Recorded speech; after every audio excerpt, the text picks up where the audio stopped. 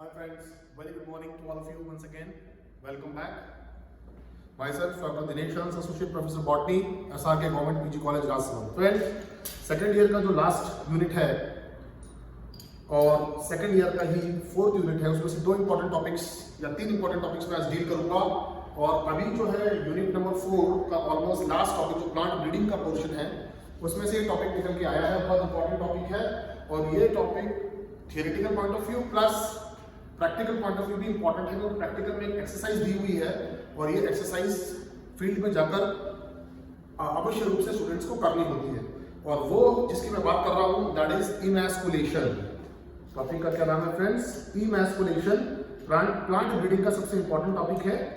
और without wasting any time, what is emasculation, इसको deal करेंगे कि इमैस्कुलेशन क्या है, definition of emasculation plus procedure, क्या मेथोडोलॉजी है इमैस्कुलेशन की और ये क्यों आवश्यक है, जो एडवांटेजेस या सिग्निफिकेंस के रूप में आएगा।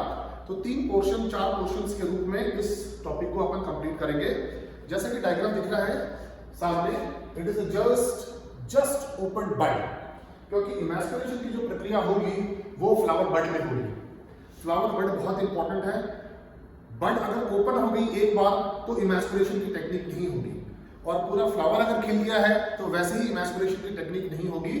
सो इमैस्कुलेशन की टेक्निक के लिए सबसे इंपॉर्टेंट चीज ध्यान क्या रखनी है कि there should be a closed flower bud या जस्ट ओपन फ्लावर बड। ये दो बेसिक रिक्वायरमेंट है कि जो फ्लावर की बड है, पूरा फ्लावर नहीं खिला है और बड जस्ट ओपन है, वो जस्ट ओपन बड या लाइटली टू ओपन बड, वो फ्लावर बड इमैस्कुलेशन प्रोसेस के लिए इस्तेमाल की जाती है। अब इमैस्कुलेशन है क्या? डेफिनेशन वाइज बात करें इमैस्कुलेशन इज द रिमूवल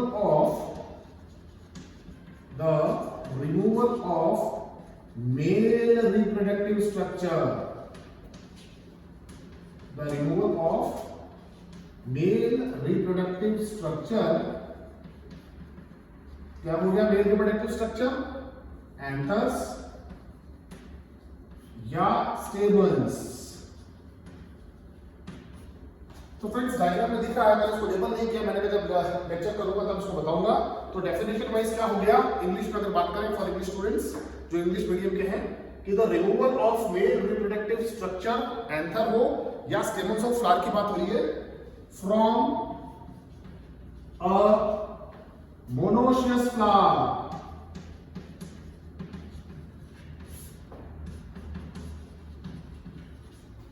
तो हिंदी में अगर बात करें इमैस्कुलेशन क्या हो गया? इमैस्कुलेशन हो गया उभयलिंगाश्री पौधे में, उभयलिंगाश्री पौधे में से जब नर जननांग, चाहे वो स्टेमन हो, पुंकेसर हो, और या पुंकेसरों के अंदर मौजूद पोलन ग्रेन्स विद्यमान हो, तो उभयलिंगाश्री पौधों से जब नर जनन अंग पुंकेसरों को हटाकर और खाली मादा जनन अंग को उस पौधे पे रख दिया जाता है, यह प्रक्रिया इमैस्कुलेशन कहलाती है। तो this is the definition of emasculation.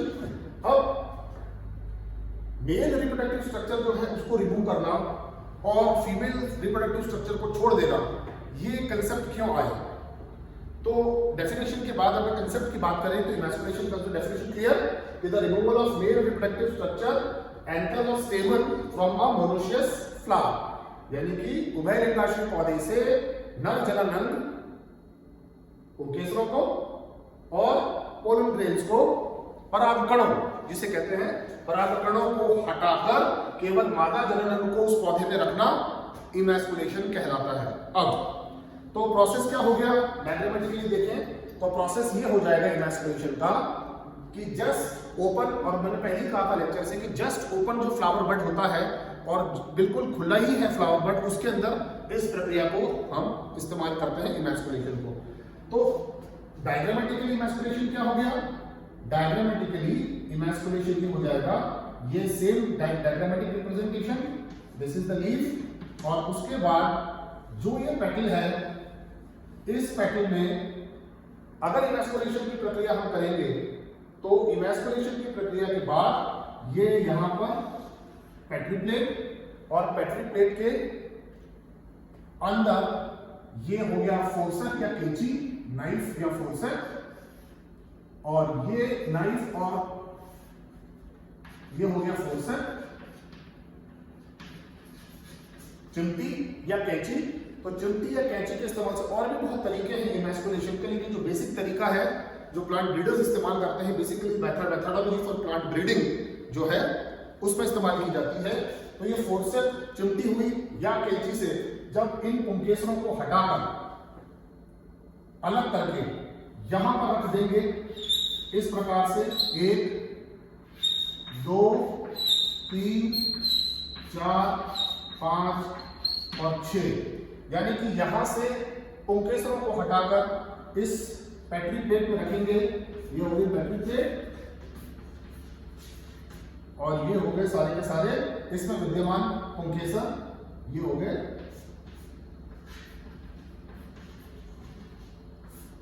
ये स्टेमन्स।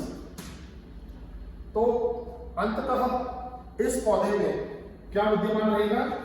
अंततः इस पौधे में विद्यमान रहेगा केवल मादा जननांग। ये इसका वर्तिकाग्र स्टिग्मा, ये वर्तिका स्टाइल और ये अंडाशय ओवेल। तो फ्रेंड्स, डायग्रामेटिक रिप्रेजेंटेशन बिल्कुल क्लियर है कि इमैस्कुलेशन की प्रक्रिया या टेक्निक क्या है।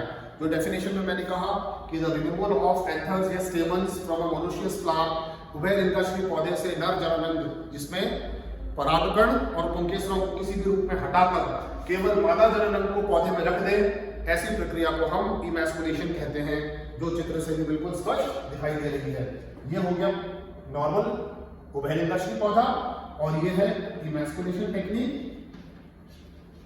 और ये इमैस्कुलेटेड फ्लावर, जब बेसिकली इमैस्कुलेटेड फ्लावर बड, क्योंकि बड में इस्तेमाल किया जाता है, और this is referred as इमैस्कुलेटेड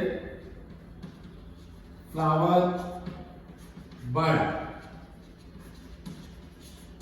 so friend, बिल्कुल डायग्राम से स्पष्ट हो रहा है कि इमैस्कुलेशन की प्रक्रिया या तकनीक क्या होती है, कि किसी भी रूप में, चाहे वो चिमटी हो चाहे फोर्सेप हो, उसके द्वारा नर जननांगों को फ्लावर बड से निकालकर अलग पृथक करके और रखकर केवल मादा जननांग को ही उस पौधे में रखें, तो ये टेक्निक इमैस्कुलेशन कहलाती है। अब इसकी जरूरत क्यों पड़ी फ्रेंड्स? ये सबसे इंपॉर्टेंट एस्पेक्ट है। सबसे पहली जो बात इसमें आई, ये कंसेप्ट आता है फ्लावर्स में, पौधों में, जिसको कहते हैं इनब्रीडिंग डिप्रेशन। डिप्रेशन का शिकार लगभग इंसान भी है, पौधे तो क्या।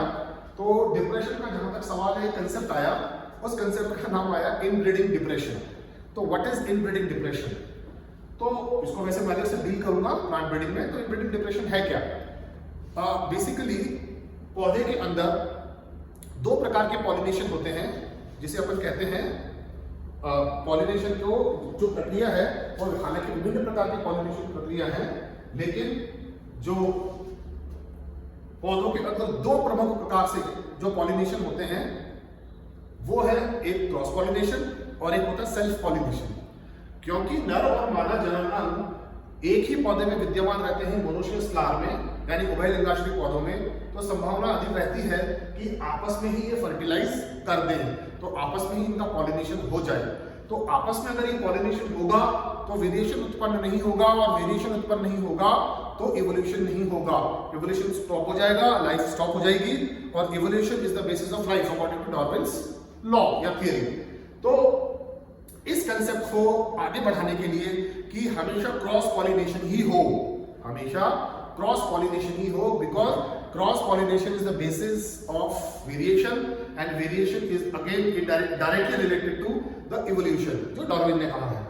तो इस कंसेप्ट को बढ़ाने के लिए फ्रेंड ये टेक्निक का इस्तेमाल किया गया कि आपस में किसी भी प्रकार से फ्लावर में सेल्फ पॉलिनेशन, स्वपरागण जिसे कहते हैं हिंदी में, किसी भी रूप में पौधे में स्वपरागण ना हो, उस स्वपरागण की प्रक्रिया को रोकने के लिए इमैस्कुलेशन टेक्निक का इस्तेमाल किया जाता है। तो अगर एग्जाम में क्वेश्चन आए इसका क्या बेसिस है, क्या इसके पीछे इसका थियोरेटिकल एस्पेक्ट है, बेसिकली तो ये थियोरेटिकल एस्पेक्ट है कि पौधों में स्वपरागण ना हो, उस स्वपरागण को रोकने के लिए इमैस्कुलेशन टेक्निक का इस्तेमाल किया जाता है, जो सबसे महत्वपूर्ण इसमें बात है। अब दो कंसेप्ट और है फ्रेंड्स इसमें जो साथ चलते हैं, वो है बैगिंग और टैगिंग। क्योंकि जब तक बैगिंग और टैगिंग नहीं की जाएगी, बिना बैगिंग और टैगिंग के इमैस्कुलेशन की प्रक्रिया कंप्लीट नहीं होगी। तो ये जस्ट बैक टू बैक मैं डील करूंगा एक और शॉर्ट वीडियो में कि बैगिंग टेक्निक और टैगिंग टेक्निक क्या है इमैस्कुलेशन की। तो इस पर्टिकुलर लेक्चर में अभी मैंने डील किया कि इमैस्कुलेशन क्या है and what is the need या why is the need of emasculation. तो इमैस्कुलेशन की नीड का यह है कि जो स्वपरागण है उससे पौधे के अंदर इनब्रीडिंग डिप्रेशन ना आ जाए और वेरिएशन विद्यमान रहे। उस वेरिएशन और इवोल्यूशन की प्रक्रिया को निरंतर बढ़ने के लिए और इनब्रीडिंग डिप्रेशन को रोकने के लिए इमैस्कुलेशन टेक्निक का इस्तेमाल किया जाता है। अब जस्ट बैक टू बैक मैं एक वीडियो लूंगा जिसमें इमैस्कुलेशन का what is the bagging technique of emasculation and what is the tagging technique of emasculation deal करूंगा। अब इस प्रक्रिया में ये थियरी में भी आएगा और प्रैक्टिकल में भी आता है, एक्सरसाइज है इमैस्कुलेशन की। और बेस्ट पौधा एग्जांपल है धतूरे का, जो धतूरा इनॉक्सिया जो पौधा है वैरायटी इंडिका जो मिलती है, उस धतूरे के पौधे के जो स्टेमन्स हैं, एंथर्स बहुत बड़े बड़े होते हैं, उनको रिमूव करना आसान होता है और फीमेल भी बहुत स्पष्ट है। तो वो एक्सरसाइज धतूरे के पौधे पर की जाए तो फ्रेंड्स जाकर देख लें। अभी फ्लावर जस्ट बडिंग स्टेज में है, थोड़े टाइम्स में खुल जाएगा।